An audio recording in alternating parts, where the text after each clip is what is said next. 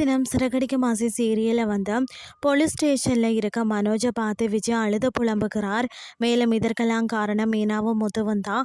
அவர்களால் தான் பைனான்சியர் கோவப்பட்டு கம்ப்ளைண்ட் கொடுத்திருக்கிறார் என்று கண்டபடி கத்துக்கிறார்.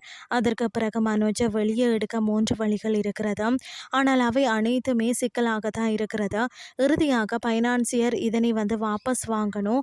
அதனால் மட்டுமே மனோஜ் எந்த சிக்கலையும் இல்லாமல் வெளியே வரலாம் என வக்கீல் சொல்கிறார்.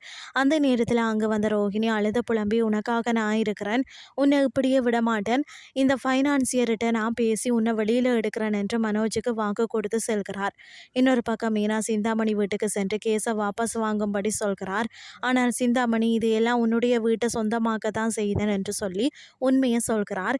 மேலும் அந்த வீடு உன் மாமனாருக்கு கோவில் போன்றது இல்லையா, அதை பறித்தால் அவர் உயிரோடு இருப்பாரா என்று பேச மீனா அவரை அடிக்க கையோங்குகிறார். மேலும் மீனா கோபத்தின் உச்சியில, நான் இப்போது சாதாரண பெண் இல்ல, சங்கத்தின் தலைவி, உனக்கு எதிராக நிறைய பேர் பாதிக்கப்பட்டிருக்கிறார்கள், அவர்கள் எல்லாரும் ஒன்று சேர்ந்தால் நீ ஜெயிலுக்கு தான் போகணும், மரியாதையாக மனோஜின் கேஸை வாபஸ் வாங்க என்று சவால் விடுகிறார். அதே போல பைனான்சியரிடம் சென்று மனோஜின் கேஸை வாபஸ் வாங்கும்படி அழுது புலம்புகிறார் ரோஹிணி.